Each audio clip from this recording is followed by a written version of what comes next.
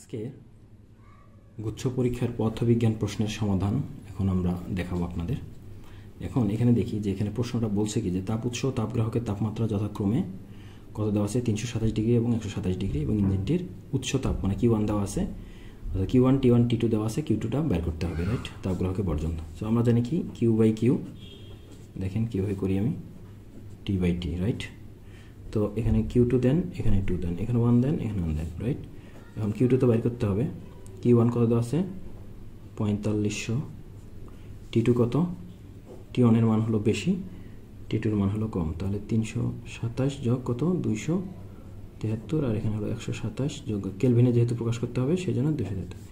এইটা দাঁড়ালো কত 30003 নিচে যেহেতু কত 127 আছে, এখানে 327, তার মানে 200 বেশি, 400 বাই এখানে 200 বেশি, রাইট, এখানে 400 হলে এখানে হবে 600, আর এখানে 4500 গিয়ে কী হবে, এখানে গুণন হবে, রাইট, গুণন। এই 2 শূন্য এই 2 শূন্য কাটা, 2 দিয়ে কাটলে 3 হয়, 2 দিয়ে কাটলে 2 হয়, 3 দিয়ে কাটলে 3 15 45, তার মানে হলো কত, এই দুটো গুণ করলে হলো 3000, রাইট। তাহলে হবে ডি উত্তর। এখানে পরের প্রশ্নটি বলছে কোন রশ্মির ভেদন ক্ষমতা সবচেয়ে বেশি। আমরা জানি গামা রশ্মির ভেদন ক্ষমতা সবচেয়ে বেশি, কেননা গামা রশ্মিতে ল্যামডার মান হচ্ছে সবচেয়ে কম, সেই জন্য হচ্ছে তার ভেদন ক্ষমতা বেশি। যার তরঙ্গ দৈর্ঘ্যের মান কম সেটা হলো ভেদন ক্ষমতা সবচেয়ে বেশি। তারপরের প্রশ্নটাতে আসি। এইখানে বলছে যে একটি পি টাইপ অর্ধপরিবাহীর চার্জ কত। পি টাইপ হোক আর হোক, অর্থাৎ পি টাইপ পরিবাহীর কিন্তু চার্জ কী হয়ে যাবে, নিরপেক্ষ। পি টাইপ পরিবাহীতে P4 পজিটিভ মানে ধনাত্মক, এরকম মনে করার কোনো কারণ নাই, কারণ অর্ধপরিবাহীগুলো যেগুলো হবে পি টাইপ পরিবাহী সেগুলো অবশ্যই চার্জ নিরপেক্ষ হবে, রাইট। এখানে বলছে যে 2 একক চার্জ মানে 2 কুলম্ব চার্জের জন্য শূন্যস্থানে বৈদ্যুতিক ফ্লাক্স কত। বৈদ্যুতিক ফ্লাক্স হচ্ছে ফাই ইকুয়াল টু দাঁড়াইলো হলো কি Q/ε0। তো 2 একক মানে কি 2 ε0, রাইট। এটা হবে উত্তর। এটা একদম মানে একেবারে বেসিক একটা ফর্মুলা থেকে অঙ্কটা আসছে, খুব সহজ একটা অঙ্ক। এখানে প্রশ্নটা বলছে যে কত বেগে একটি বল উপরে নিক্ষেপ করলে বলটি 1 সেকেন্ড পর ভূপৃষ্ঠে ফেরত আসবে। তার মানে এখানে কিন্তু পর্যায়কাল হলো টি ইকুয়াল টু কি লেখা যায় টয়েস U/G, যেহেতু খারাপ উপরের দিকে নিক্ষেপ বা এরকম কিছু, সেজন্য কত বেগে, তার মানে ইউ এর মান বের করতে হবে, এ হলো TG/2। টি মানে হলো কত 1 সেকেন্ড টাইম দেওয়া আছে, জি মানে হলো 9.8/2, তার মানে 9.8 এর অর্ধেক হলো 4.9, রাইট। এখানে এই প্রশ্নটা খুব ইম্পর্টেন্ট এবং খুব সুন্দর একটা ছিল যে কোনো প্রকার ক্যালকুলেশন ছাড়া করা যাবে। কেমন একটা ধারণা থাকতে হবে। এখানে প্যারালাল কানেকশানে আছে 3 ওহমের 3টে আছে, তো যতগুলো থাকবে তত দ্বারা ভাগ। তো 3 ওহম তো 3টে আছে, তাহলে তুল্য রোধ কত হবে 3/3 1। এই 1 ওহম হবে হচ্ছে ইকুইভ্যালেন্ট একটা হবে তখন, রাইট। তাহলে এখানে 10 আছে, এখানে 9 আছে, আর ইকুইভ্যালেন্ট মিলে হচ্ছে একটা, কত হলো 9 কে 10 10 10 হচ্ছে 20 ওহম হচ্ছে উত্তর। অর্থাৎ আমরা জানি সমমানের যে যদি 2টি থাকে তাহলে অর্ধেক হয়, 3টি থাকলে 3 ভাগের 1 ভাগ হবে, 4টি থাকলে 4 ভাগের 1 ভাগ হবে, এইভাবে সহজে করা যাবে। এখানে সমান্তরাল যদি থাকে তাহলে তার সূত্র কি জানি, F = μ0 divided by twice pi I1 I2 divided by হলো R, রাইট। ওকে, এখন μ0 এর মান কত দেওয়া আছে 4 পাই ইন্টু 10⁻⁷, এটা দেওয়াই আছে, ডিভাইড বাই হলো টয়েস পাই I1, দুইটার মানই কারেন্টের মান হলো 10 এম্পিয়ার করে, আর এর মান হচ্ছে উভয়েরই তারের দৈর্ঘ্য তো কাজে লাগবে না, ব্যবধানটা হলো আর 0.5 মানে কত হাফ, রাইট। তাহলে পাই কাটা 2 2 গুণ 4, এই 2টা উপরে উঠে গেল, রাইট। এই 2টা উপরে উঠে গেলে কি হয় 2 উপরে উঠে গেল, উপরে 2 আছে, তার মানে 4 ইন্টু কত আছে, এখানে হলো 2 পাওয়ার আর এখানে হলো -7, তাহলে 4 × 10⁻⁵, এটা হবে উত্তর। এই প্রশ্নটা আসছে হচ্ছে ইয়াংস ডাবল স্লিট এক্সপেরিমেন্টের প্রশ্ন থেকে। এখানে বলছে অন্ধকার বিন্দুর জন্য পথ পার্থক্য কত হবে। আমরা জানি অন্ধকার বিন্দুর জন্য পথ পার্থক্য হয় λ/2 এর বিজোড় গুণিতক আকারে, রাইট। বিজোড় গুণিতক হলে অন্ধকারটা পাওয়া যাবে। এখানে λ/2 এর বিজোড় গুণিতক কোনটা আছে, এই একটাই আছে, 2n + 1, এটা হচ্ছে বিজোড়। সো বিজোড় গুণিতক এই সি নাম্বারটা হবে উত্তর। এইখানে বলছে এত জুল বিশিষ্ট ফোটনের তরঙ্গ দৈর্ঘ্য কত ন্যানোমিটার, শক্তি দেওয়া আছে, তরঙ্গ দৈর্ঘ্য বের করতে হবে। ওকে, এবং জুলে দেওয়া আছে, আমরা জানি E = কি hc/λ। সো E দেওয়া আছে 6.63 × 10⁻⁹, এইচ এর মান কিন্তু 6.33 × 10⁻34 সি এর মান হলো 3 ইন্টু 10⁸ ডিভাইড বাই হলো ল্যামডা। খেয়াল করেন এখানে 6.8 কাটা 19, এখানে হলো 34, তাহলে 19 যদি এখান থেকে বাদ দিয়ে দেন তাহলে এখানে কত থাকে, 19 বাদ দিয়ে দিলে এখানে থাকে হচ্ছে 34 আর হলো 19, রাইট। এখানে থাকে হলো 15, তাহলে মাইনাস পাওয়ার 10 এর পাওয়ার হলো -15 থাকতেছে, আর এখানে হলো 8, তাহলে থাকতেছে কত, 10 এর পাওয়ার -7, রাইট। তাহলে 3 ইন্টু 10 এর পাওয়ার হলো -7 মিটার, রাইট। এটা হলো ল্যামডা। তো মিটার থেকে আমরা ন্যানোমিটারে যাব, ন্যানোমিটার যেহেতু ছোটো একক, রাইট। তাহলে কী করব আমরা, ন্যানোমিটার, তাহলে 10 এর পাওয়ার 9 দ্বারা কী করতেছি, গুণ করতেছি, রাইট। তাহলে 3 ইন্টু, আর এর দরকার নেই তো আমাদের, আর হিসাব করার কোনো প্রয়োজন আছে এখানে, এমনি তো 300 আসতেছে, রাইট। এটা কিন্তু হিসাব করার দরকার নেই আমার, অ্যাকচুয়ালি এই সামনের সংখ্যাটা ইম্পর্টেন্ট, যে 3 আমার চলে আসছে, রাইট। যেই এখানে 3 আসবে, কাটাকাটি করার পর যেই 3 চলে আসছে, দেখতেছেন 3 ছাড়া অন্য কিছু নাই এখানে, এখানে হিসাবটা দেখেন যে 3 কার সামনে আছে, এটা। সো এই যে পাওয়ারগুলো হিসাব নিকেশ করলাম, এটা কিন্তু আসলে পরীক্ষা হলে করার দরকার নেই। অনেক বিশ্ববিদ্যালয়ের সামনে হয়তো পরীক্ষা আরও পাবেন যে এই ক্যালকুলেশনগুলো কিন্তু কী করে, টাইমটাকে কিল করে। So be careful here. আশা করি এই সংখ্যা তত্ত্বের যে ব্যাপারটা আমার অন্যান্য ভিডিওতেও আছে, সংখ্যা তত্ত্বের ব্যাপারটা কিন্তু পরীক্ষার হলে অনেক বেশি হেল্পফুল হয়। এখানে বলছে যে এত কুলম্ব চার্জের একটি কণা এত মানের একটি চৌম্বক ক্ষেত্রে কত নিউটন বল অনুভব করবে, রাইট। স্থির অবস্থায় আছে। সো একটি স্থির অবস্থায় হলো কুলম্ব ফোর্স কাজ করে, এফ ইকুয়াল টু হচ্ছে কিউই, রাইট। তো ইলেকট্রিক ফিল্ড থাকা লাগবে, এখানে কিন্তু কি আছে, চুম্বক ক্ষেত্র আছে। তো যখন ইলেকট্রন বা কোনো চার্জ যখন কি হয়, মুভ করে, দৌড় দেয়, হ্যাঁ, তখন কিন্তু কি থাকে, তার উপরে বল থাকে। স্থির অবস্থায়ও কিন্তু বল থাকে, F equal to Q E, right. আর হচ্ছে আরেকটা এফ হচ্ছে কি, চুম্বক ক্ষেত্রের জন্য এফ কিউ ভিভি, রাইট।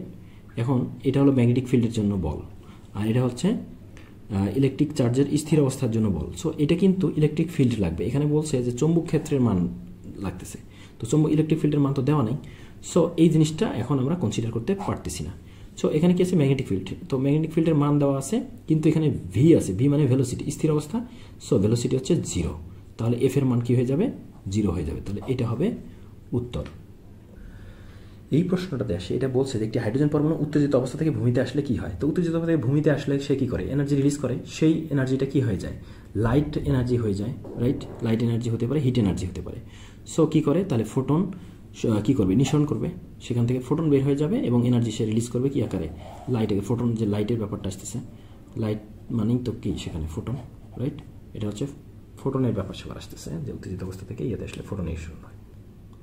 এখানে বলছে ভূ সমতলের সাথে 30 ডিগ্রি কোণে পথে উপরে 2 কেজি ভরের বস্তুকে 3 মিটার/সেকেন্ড² ত্বরণে উপরে উঠাতে হলে বস্তুটির উপর কত নিউটন বল প্রয়োগ করতে হবে। আচ্ছা, ভালো কথা।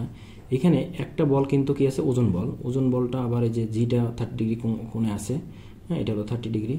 তো হওয়ার কারণে তল যদি আমরা যদি উপরের দিকে উঠি, উপরের দিকে যদি বলছে, এটা ত্বরণটা উপরের দিকে কাজ করবে, রাইট।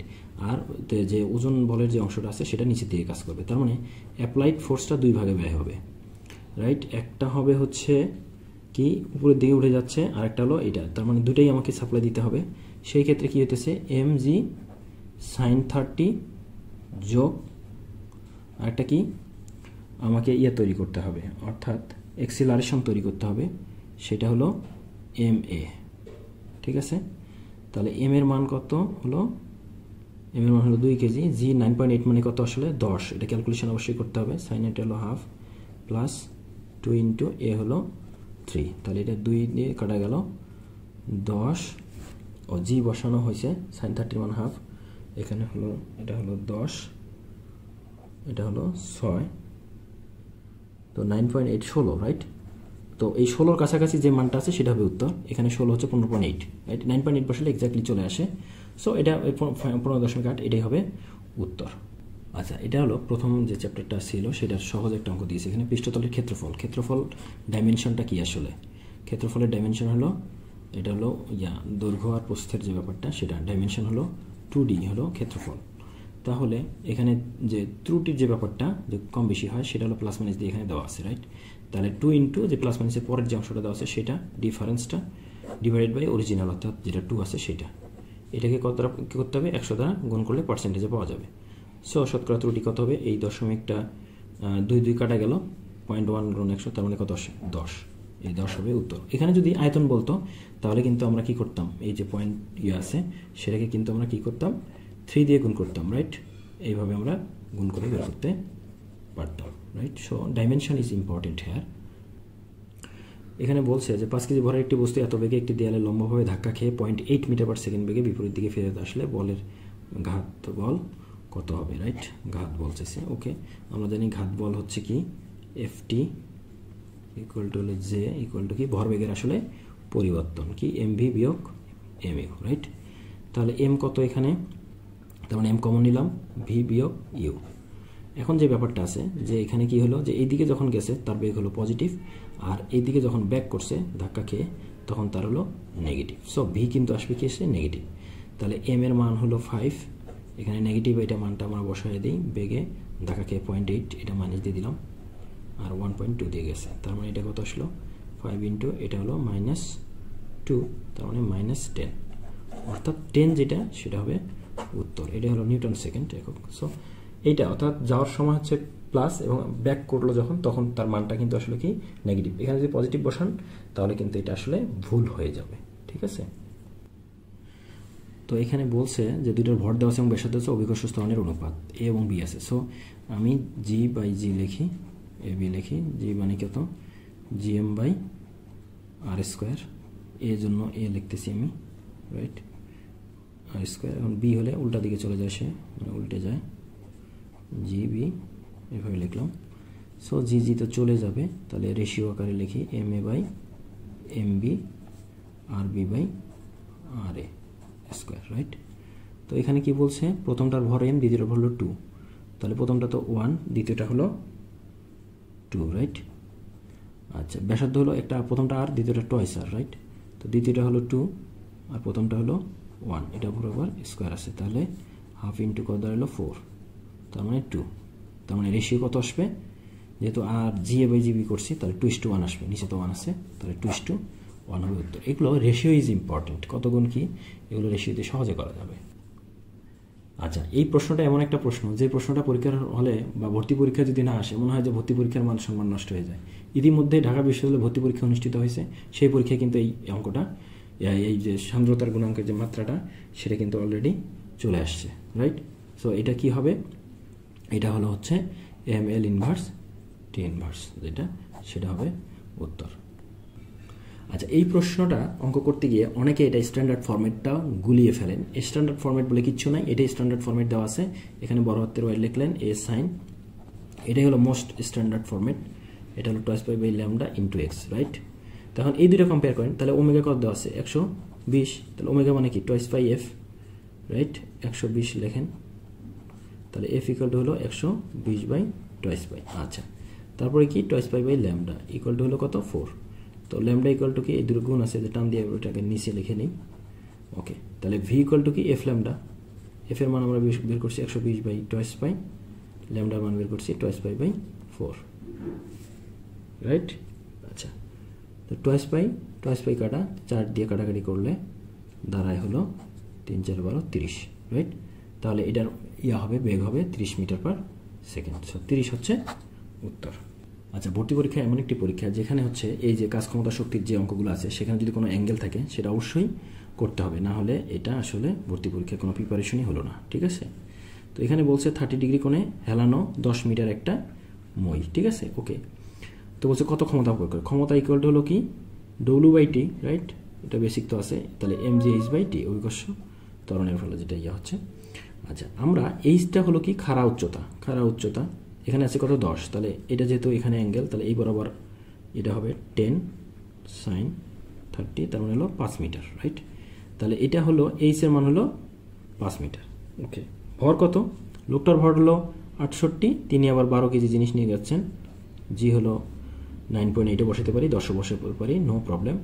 এখানে হলো 5, কত সেকেন্ডের সময় নিচ্ছে 19.6, তার মানে আমরা ক্যালকুলেশনের সুবিধার জন্য এটা আমরা 20 সেকেন্ড ধরতে পারি, নো প্রবলেম, ঠিক আছে? তাহলে এটা হলো 70 80 10 5 ডিভাইডেড বাই হলো 20, তাহলে এটা কাটা 2 হয়, এটা হয় 40 4 5 20, 200 ওয়াট। দেখেন এক্স্যাক্টলি কিন্তু চলে আসছে। কেউ যদি পরীক্ষার হলে গিয়ে যে 19.6 বসায়, জি এর মান 9.8 বসায়, তাহলে কিন্তু এই ক্যালকুলেশন করে সে শেষ করতে পারবে না, ক্যালকুলেটর তো ব্যবহার করা যাবে না। So be careful for the calculation here. তো তো আশা করি এই ধরনের অঙ্ক কিভাবে ক্যালকুলেটর ছাড়া সহজে করা যাবে আপনারা এটা অবশ্যই শিখবেন।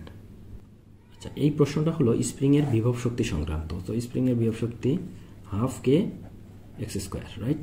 কে এর মান দেওয়া আছে, এক্স স্কোয়ারটা হলো চ্যালেঞ্জ। তো কি আছে, এক্স এর মান তো দেওয়াই আছে এখানে 2 sin 3t, 3 এত, টি এর মান আছে π/9, রাইট? 3 দিয়ে কাটা দেন এটা। সো এখানে কি আসে π/3, π/3 মানে কত, 60 ডিগ্রি, রাইট? তাহলে এটা হলো √3/2, 2 কাটা, তার মানে এক্স এর মান আসছে √3।